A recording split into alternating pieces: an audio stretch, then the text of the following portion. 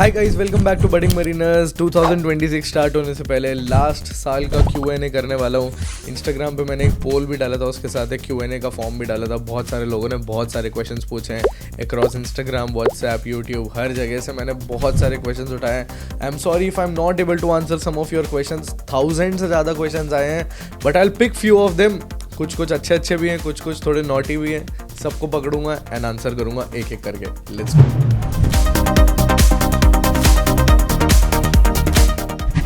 तो इस वीडियो में क्या क्या कवर होने वाला है?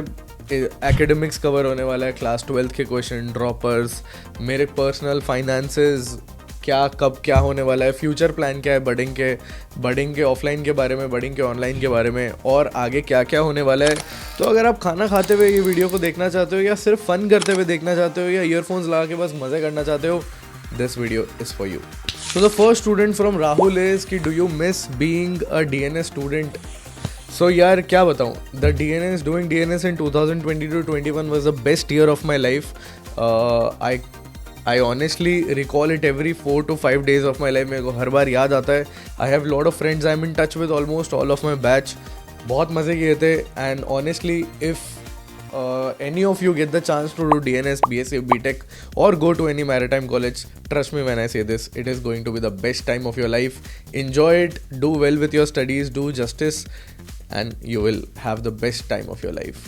ऑनेस्टली उस टाइम मैं सोचता था वो मेरी लाइफ का सबसे टफ मोमेंट है कि मैं स्ट्रगल कर रहा हूँ, मेरे को रोज़ प्रैक्टिकल देने जाना पड़ रहा है, मेरे को रोज़ वर्कशॉप की क्लास में जाना है, इतना हेक्टिक है, इतना ये है वो है। बट ऑनेस्टली जब मैं सोच रहा हूँ पिछले 6 साल में या 5 साल में, from preparation days to now, that was the chillest time of my life. उसके बाद से ऑनेस्टली मेरे को याद नहीं है मैंने कब लास्ट 2 दिन एक साथ चिल भी किया था। सो काफ़ी हेक्टिक दिन जाते हैं आजकल, लेकिन वो टाइम जो था DNS का time, that was one of the best time of my life. Because जब शिप पे मैं कुछ मस्ती करता था तो मैं अकेला होता था, लेकिन जब कॉलेज में करता था तो फ्रेंड्स होते थे साथ में, एंड उनके साथ मज़े करने में कुछ और ही मज़ा आता था।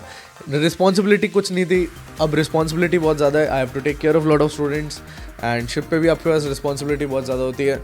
सो yes, honestly speaking that was the best time of my life, 100% hands down.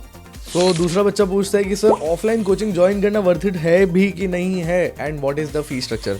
देखो यार, वर्थ इट कि नहीं है ये मैं तो नहीं डिसाइड कर सकता, मैं आपको सिर्फ स्टैटिस्टिक्स बता सकता हूँ। उसके बाद डिसाइड करना, डिसीजन लेना, it is entirely up to you. But मैं बता देता हूँ स्टैटिस्टिक्स क्या है। कुछ 11 से 12 बच्चे थे जो फेब बैच के लिए एलिजिबल थे, जिसमें से 9 बच्चे ऑलरेडी स्पॉन्सर हो चुके हैं, 7 बच्चे ऑलरेडी अपने कॉलेज के लिए जा भी चुके हैं। हमारे यहाँ से 2 बच्चे हैं जो रिजेक्ट कर चुके हैं, मतलब उनको नहीं जाना था ग्रेट ईस्टर्न या 7 आइलैंड या सिम्स जैसे इंस्टीट्यूट में, तो वो अपने स्पॉन्सर होने के बाद भी अपने अगस्त बैच के लिए प्रिपेयर कर रहे हैं। अब इतने सारे बच्चों में से इतनी तगड़ी रिजल्ट भी आ रहे हैं। अगस्त बैच के लिए जितने बच्चे पढ़ रहे थे वो और तगड़ा रिजल्ट ला रहे हैं।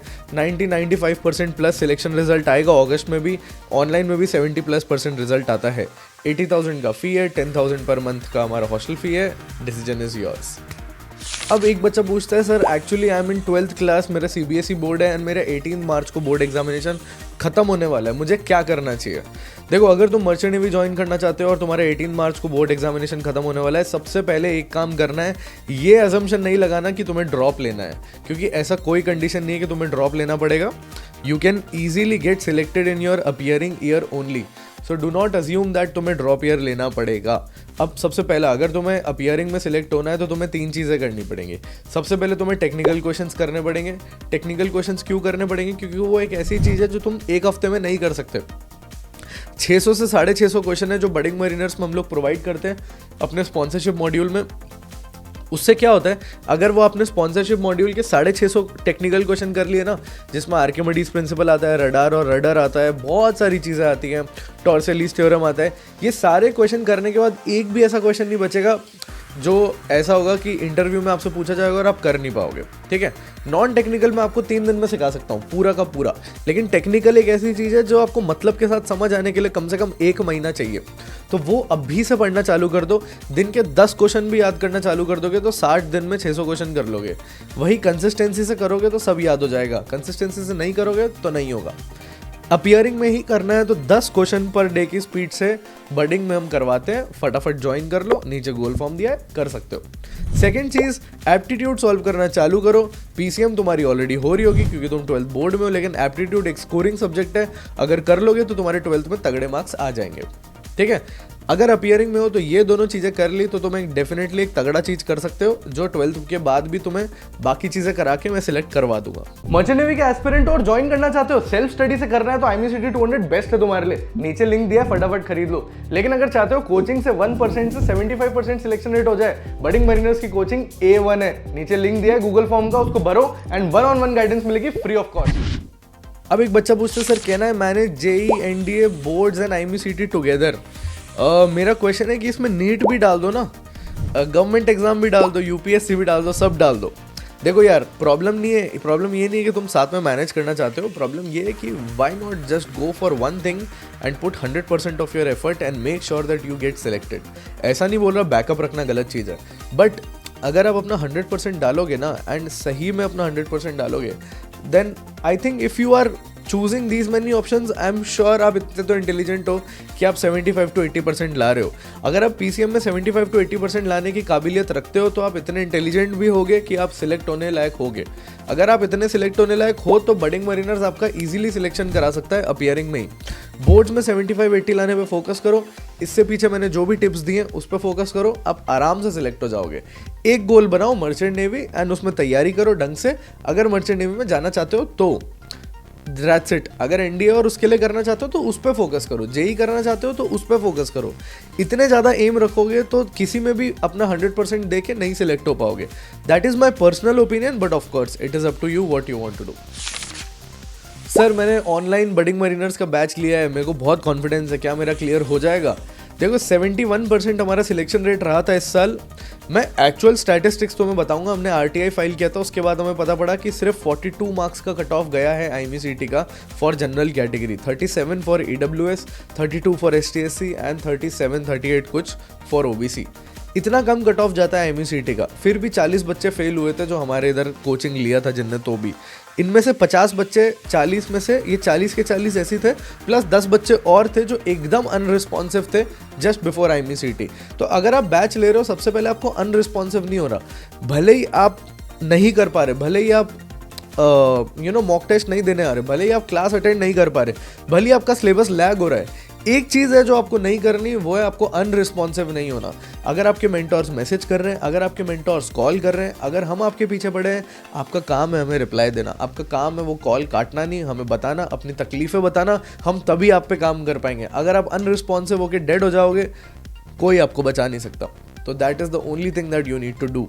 ठीक है, एक बच्चा पूछता है सर मैं IMU-MET या JMDI या बडिंग मरीनर्स किस में ज्वाइन करूँ? यार सारी कोचिंग्स अच्छी है, कोई फ़र्क नहीं पड़ता, तुम किसी भी कोचिंग से करो। ये जितने भी तुमने नाम लिए दोनों बहुत एस्टैब्लिश्ड कोचिंग्स है। बडिंग मरीनर्स के साथ साथ तुम इन दोनों कोचिंग से भी ज्वाइन कर सकते हो। अगर तुम्हारे बजट में तुम्हें वो आ रही है और तुम्हें वो लगता है तो तुम वहाँ से भी कर सकते हो। ठीक है, लेकिन एक चीज़ है, तुम्हें देखना है कि तुम्हारे लिए क्या ज़्यादा सूटेबल है, तुम्हें रिजल्ट्स देखने, एंड ऑफकोर्स अगर तुम्हें विजन अलाइनमेंट लग रहा है अपना तो तुम उसके साथ जाओ। ठीक है, what ever your belief system is, समझ रहे हो ना, किसी को बुद्धिज्म पसंद है, किसी को सिखिज्म पसंद है, सबका एक अलग बिलीफ सिस्टम होता है।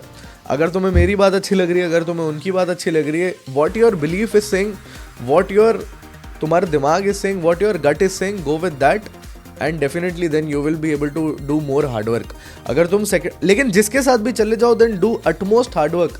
डोंट थिंक कि फिर मेरे को इसके साथ जाना चाहिए था, तीसरे के साथ जाना चाहिए था, फिर तो मैं IMU-MET वाले सर के साथ चले जाता, फिर मैं बडिंग मरीनर वाले सर के साथ चले जाता, फिर मैं चीफ इंजीनियर प्रणीत सर के साथ चले जाता।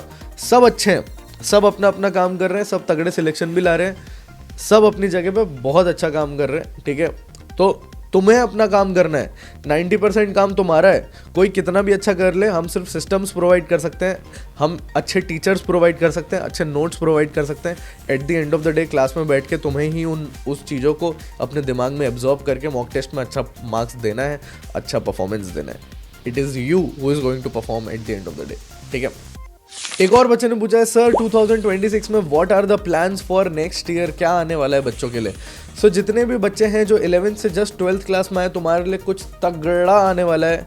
सारे बैचेस में एक बहुत बड़ा रेवोल्यूशन आने वाला है। इंसाइक्लोपीडिया लॉन्च होने वाली है स्पॉन्सरशिप की। अभी तक उसका कवर पेज बन चुका है, लेकिन मैं तुम्हारे सामने लॉन्च नहीं करूँगा। 1 जनवरी को वो सब लॉन्च होगा एंड तुमको तगड़ा दिख भी जाएगा। एक क्रेजी अनाउंसमेंट के साथ लॉन्च होगा वो। And this is going to be the best book. इसमें सब कुछ कवर होने वाला है, A to Z, PYQs, returns, interview, her company के सारे क्वेश्चन, सब कुछ कवर होगा। तो देर किस बात की कर रहे हो यार? अगर तुम भी मर्चेंट नेवी के लिए तैयारी कर रहे हो तो नीचे गूगल फॉर्म दिया है, फटाफट भर दो। I will see you in the next video in 2026। Bye bye.